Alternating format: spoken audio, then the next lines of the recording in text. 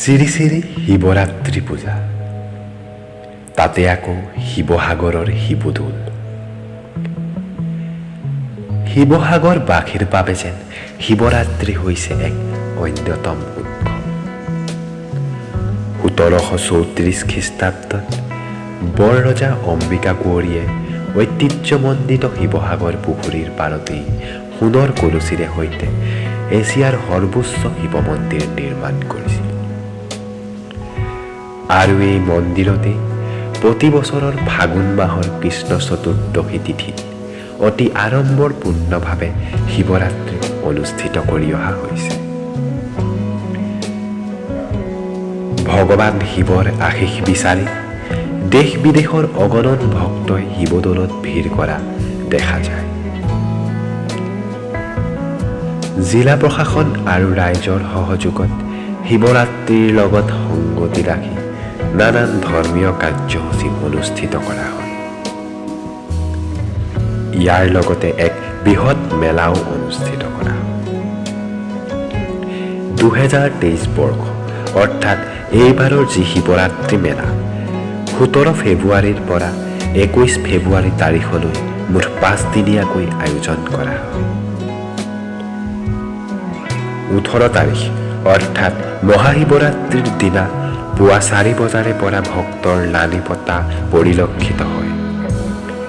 ভক্তসকলে মহাদেৱক পুজিবৰ বাবে হাতে হাতে ফুল বেলপাত নৈবেদ্য লৈ দৌলৰ ভিতৰত প্ৰৱেশ কৰিবলৈ শাৰী পাতে। উল্লেখযোগ্য যে শিৱৰাত্ৰি উপলক্ষে আয়োজন কৰা মেলাত প্ৰতিদিনাই ভক্তৰ লগতে অজস্ৰ ক্ৰেতাৰ ভিৰ পৰিলক্ষিত হয়।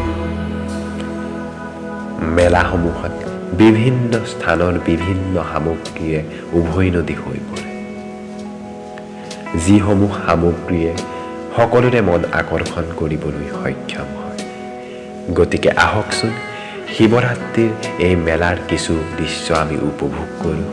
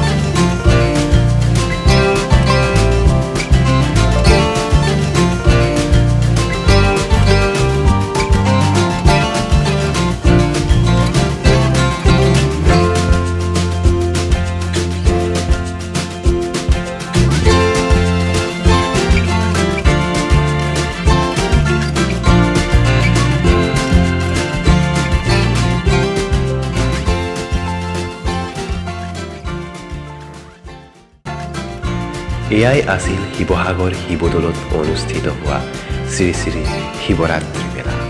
আশা কৰোঁ আপোনালোকে ভিডিঅ'টো চাই ভাল পালে। যদিহে ভিডিঅ'টো চাই ভাল পালে তেনেহ'লে ভিডিঅ'টো লাইক কৰিব, শ্বেয়াৰ কৰিব আৰু চেনেলটো ছাবস্ক্ৰাইব কৰিবলৈ নাপাহৰিব। ধন্যবাদ।